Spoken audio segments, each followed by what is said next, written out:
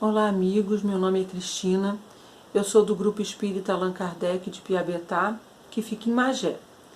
Hoje nós vamos conversar um pouquinho sobre o Evangelho segundo o Espiritismo, o capítulo 17 e o item 11, que tem o tema Cuidar do Corpo e do Espírito. Quando a gente fala em cuidar do corpo hoje, é um assunto muito em moda, como se costuma dizer, né? Pelo menos da forma não tão correta, se podemos dizer assim.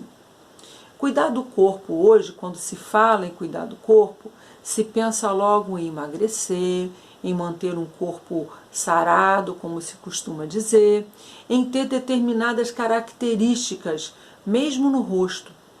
E para alcançar essa dita perfeição, muitas pessoas têm feito loucuras. Desde dietas malucas, onde passam horas e horas e horas, às vezes dias, sem se alimentar direito, restringindo da sua dieta grupos importantes de alimento, atividades físicas em excesso e sem orientação de um profissional capacitado, e as cirurgias plásticas, feitas em todo o corpo, com implantes de silicone, lipoaspiração, todo tipo de cirurgia para se tentar buscar a perfeição. Mas será que é isso mesmo que nós precisamos? É isso mesmo que é necessário? Quando a gente vê a vida dessas pessoas que fazem cirurgias em cima de cirurgias, a gente observa que muitas vezes o padrão de perfeição nunca é alcançado. A pessoa acha que vai fazer uma cirurgia e tudo vai ficar bem. Aí ele faz uma e quer mais uma e quer outra, outra e outra. Por que será que isso acontece? Tem um poeta muito antigo que costumava dizer que a felicidade está onde nós a colocamos. O problema é que nós nunca colocamos onde nós estamos. E é aí que gera a dor. Aí que gera o sofrimento e a sensação constante de imperfeição, de infelicidade. Mas nós precisamos estar em alerta, sempre um alerta. Porque ao lado dessa busca incessante por perfeição, que é uma meta inalcançável, porque quando as pessoas estão chegando ao ponto que elas imaginam, mudam alguma coisa, e aí as pessoas já querem outra coisa, já tem que ir refazendo as loucuras. Ao lado de tudo isso, o que tem acontecido? Um aumento muito grande do número de casos de depressão, de síndromes do pânico, de todos esses problemas que têm acontecido, inclusive em jovens, em pessoas cada vez mais jovens e até mesmo crianças. Alguma coisa não está correta. Alguma coisa não está correta. Primeiro ponto de tudo que a gente precisa parar para pensar é o fato de que esse corpo físico não é eterno. Nós somos espíritos, somos seres imortais, porque somos espíritos. Nós não somos matéria.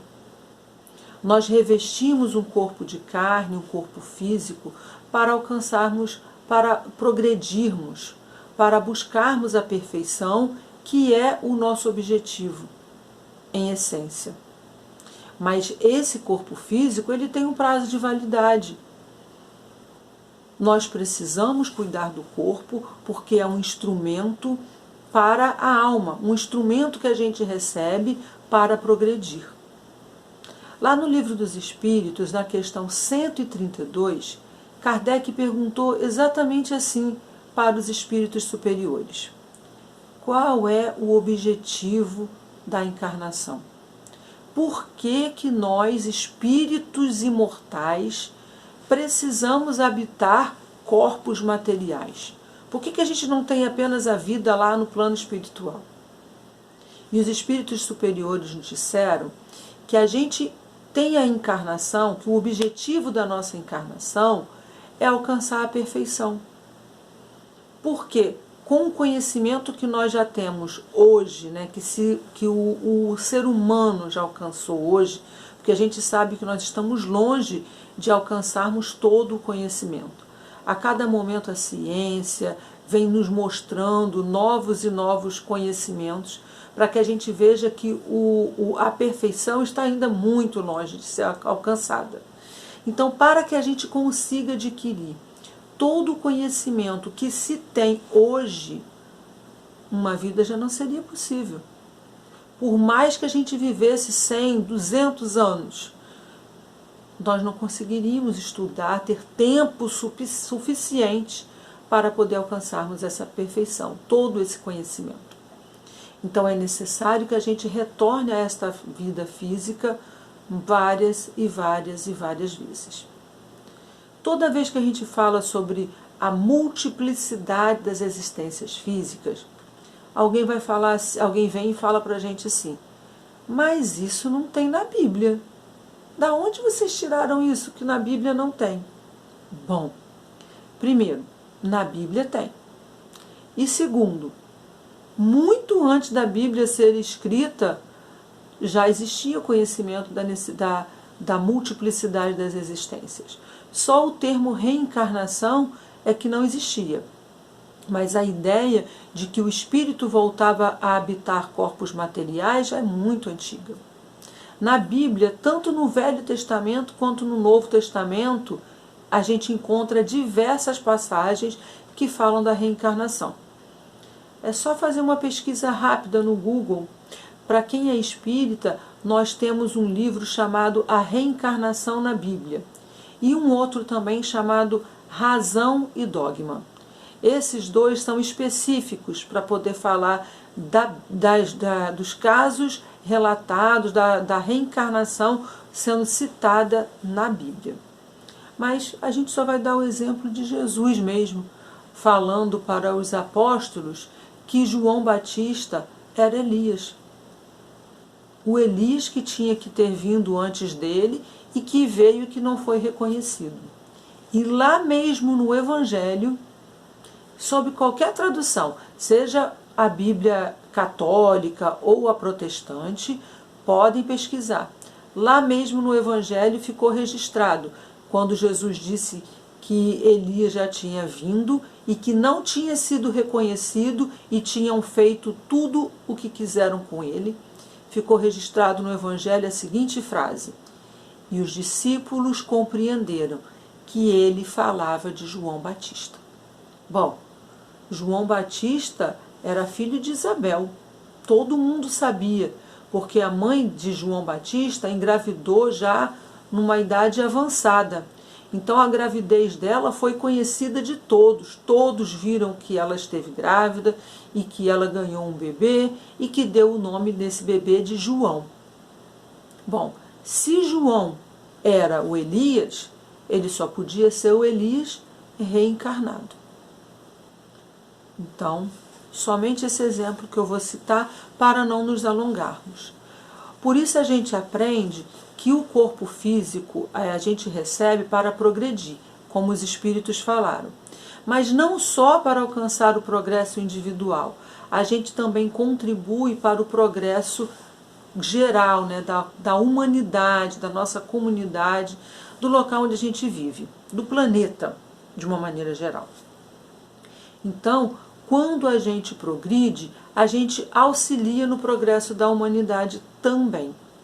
E cuidar desse corpo físico é uma necessidade, como é necessário que qualquer profissional cuide do instrumento que recebe para trabalhar. Então, o instrumento que a gente recebeu para podermos progredir foi o nosso corpo físico. E existe uma preparação. Inclusive, a gente precisa ter a noção de que o nosso corpo é sempre perfeito. Perfeito para as nossas necessidades. Mesmo aquelas pessoas que às vezes trazem algumas limitações nos seus corpos físicos, elas não têm corpos imperfeitos. Elas têm o corpo necessário para o aprendizado, para realizar o aprendizado que elas precisavam nesta encarnação. Então, por isso, por esse corpo físico ser o nosso instrumento de trabalho, de progresso, é que a gente precisa cuidar dele. Mas há que haver sempre o equilíbrio. Porque se o corpo é importante, também é necessário que a gente não esqueça, somos espíritos imortais. Então também precisamos cuidar do espírito. Mas vocês podem perguntar, como que a gente pode cuidar do corpo então? Qual é a forma correta de cuidar do corpo? O que seria cuidar do corpo dentro da visão da doutrina espírita? Será que a gente é proibido de fazer uma cirurgia plástica? Nós não podemos fazer atividade física? Não podemos querer um corpo magro, sarado? Podemos, meus irmãos. Nós devemos, inclusive, buscarmos uma alimentação saudável, a prática de atividades físicas. Tudo isso é importante dentro de um equilíbrio, dentro do razoável, vamos dizer assim. Quando a gente começa a empregar todas as nossas energias em cuidar do corpo e esquece de cuidar do espírito, aí começa um desequilíbrio. Aí começa a problemática. Por quê?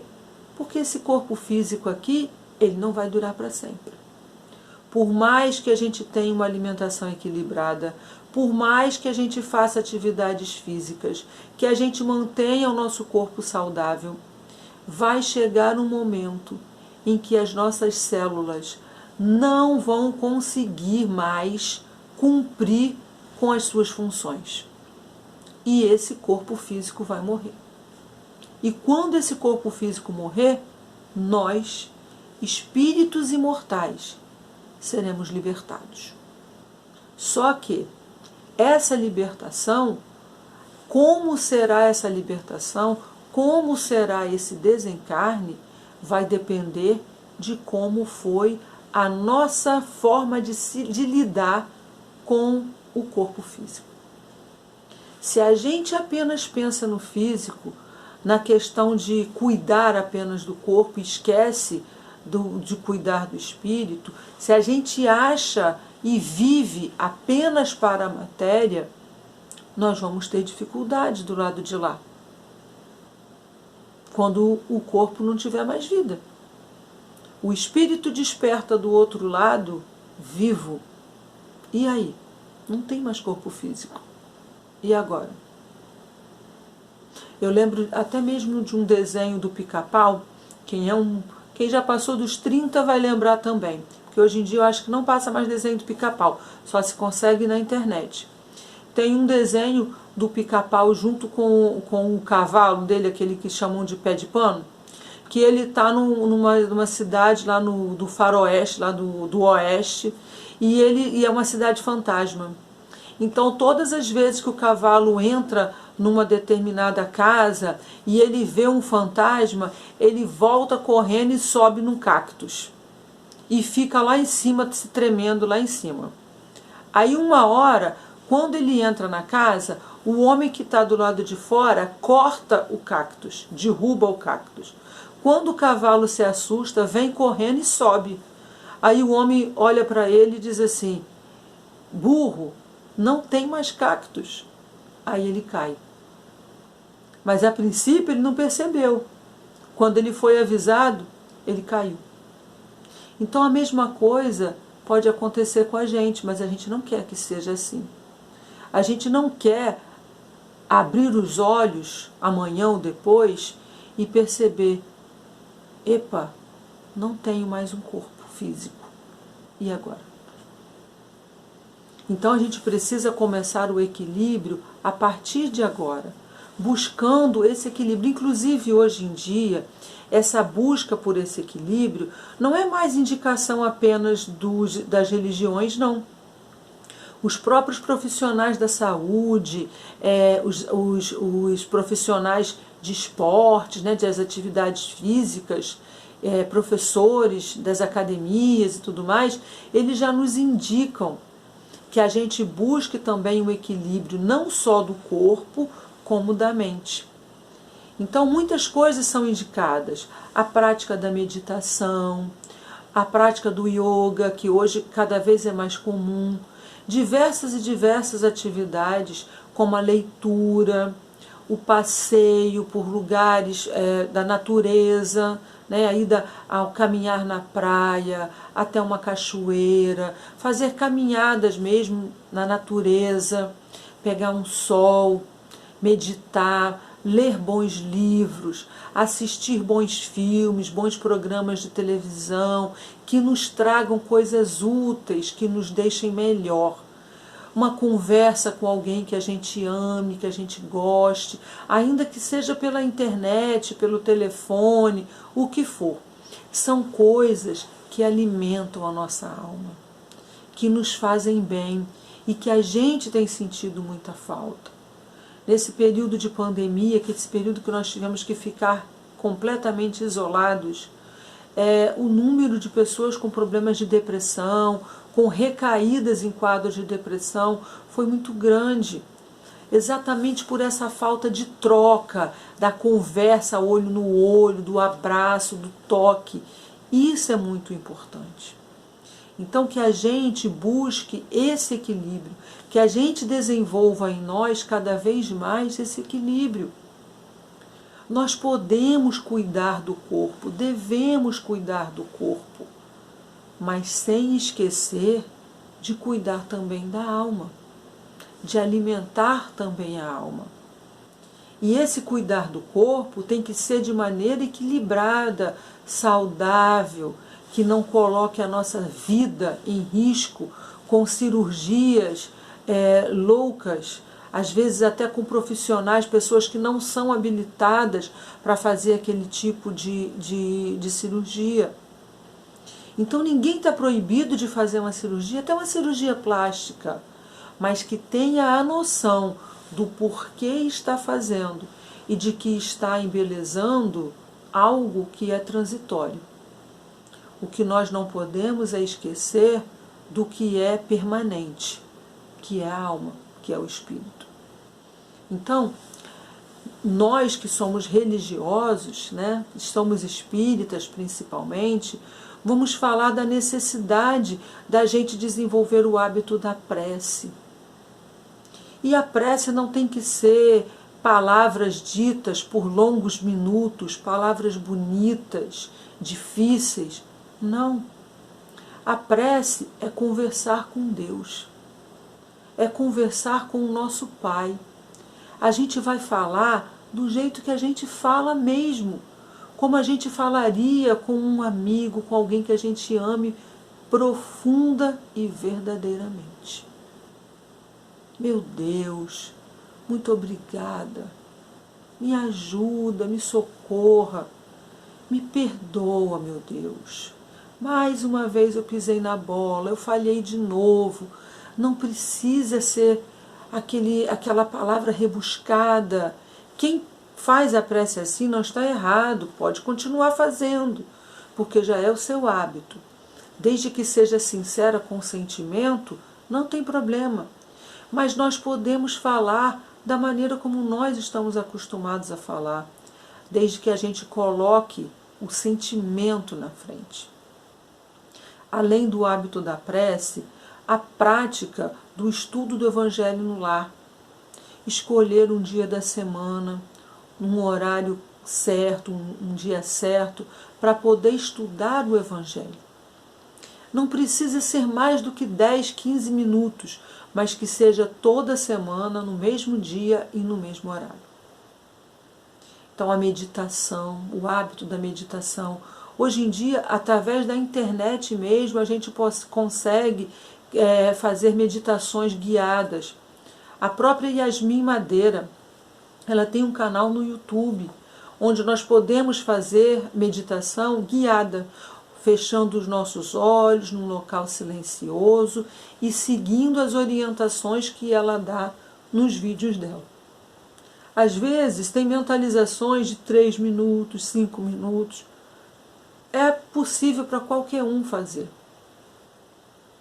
Então, que a gente busque também a leitura edificante. Pode ser de livros espíritas, pode ser de livros que não são espíritas, mas desde que que apresente uma temática bacana, educativa, instrutiva, inspiradora, que nos eleve.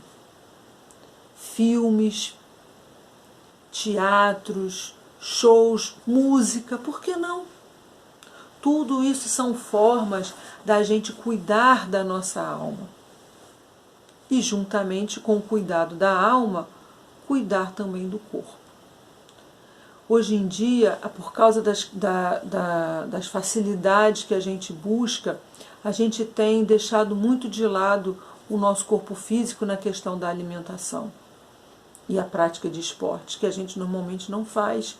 Então, a gente reúne uma vida sedentária e a alimentação inadequada, de fast food, essas coisas muito rápidas que já vêm nos pacotinhos, que é só colocar no forno ou fritar, não vai fazer bem à nossa saúde.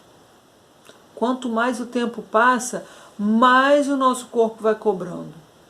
Então, que a gente busque esse equilíbrio, sabendo que não é martirizando o corpo que a gente vai se purificar a alma. Antigamente as pessoas costumavam falar isso, né?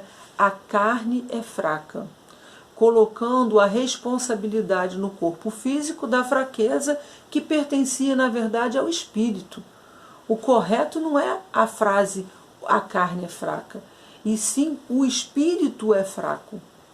Porque a carne, o corpo físico, ele vai transparecer, demonstrar aquilo que vai por dentro da alma. Então, uma pessoa que é uma pessoa calma, pacífica, ela pode ser uma pessoa forte, grande, musculosa, que ela não vai utilizar dessa força física para a violência. Mas aquele espírito que seja um espírito violento, agressivo, ainda que num corpo franzino, ele vai conseguir uma forma de demonstrar a sua violência.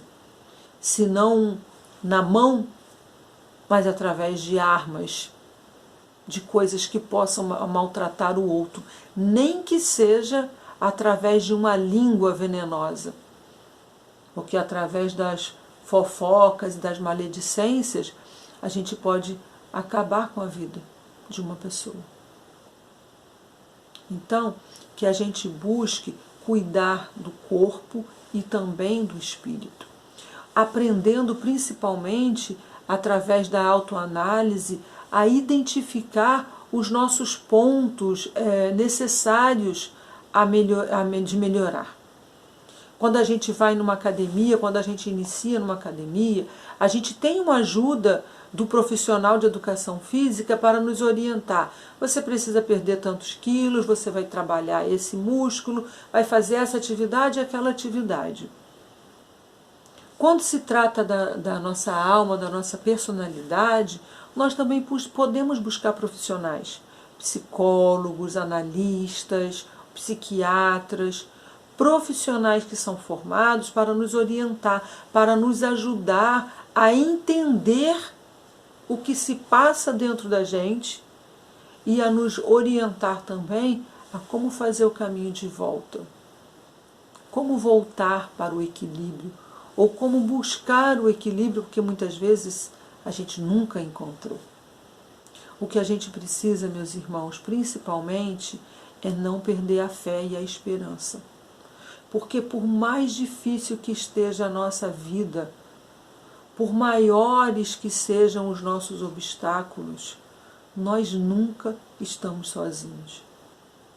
Muitas vezes a ajuda não vem de quem a gente gostaria.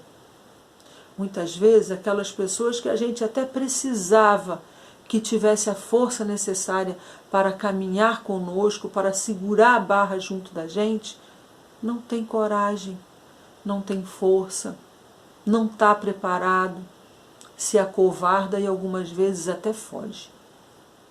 Mas nós não podemos fraquejar. E quando eu digo que não podemos fraquejar, não quer dizer que nós somos super-heróis, não. Mas a gente precisa buscar ajuda quando for necessário. Só não devemos e não podemos desistir. Desistir, não. Nós nunca estamos sozinhos. Procuremos na nossa família, no nosso círculo de amigos, os profissionais competentes que hoje existem, mesmo nas instituições públicas, né, ligadas ao SUS, nós conseguimos atendimento de psicólogos, de psiquiatras, para nos orientar. E não tenhamos vergonha, meus amigos, de pedir ajuda, não. Não tenhamos vergonha. Jesus, que é o governador espiritual do nosso planeta, quando passou aqui por essa terra com a missão de nos ensinar o caminho que nós deveríamos trilhar, ele contou com 12 companheiros para auxiliar. Ele preparou esses 12 companheiros para prosseguir a jornada, a tarefa, quando ele não estivesse mais aqui.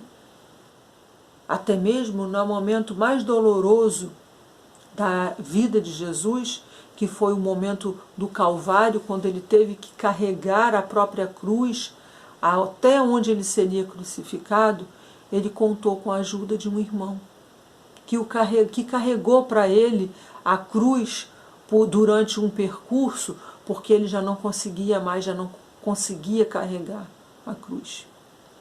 Então Jesus nos deixou exemplos de todas as formas, para todas as situações.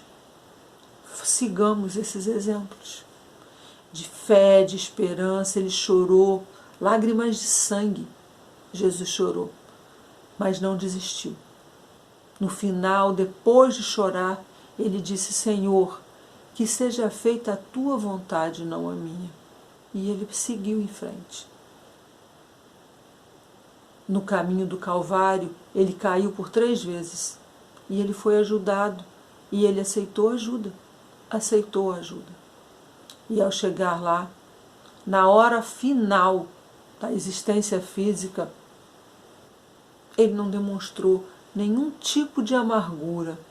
Pelo contrário, ele disse: Pai, perdoai-os. Eles não sabem o que fazem.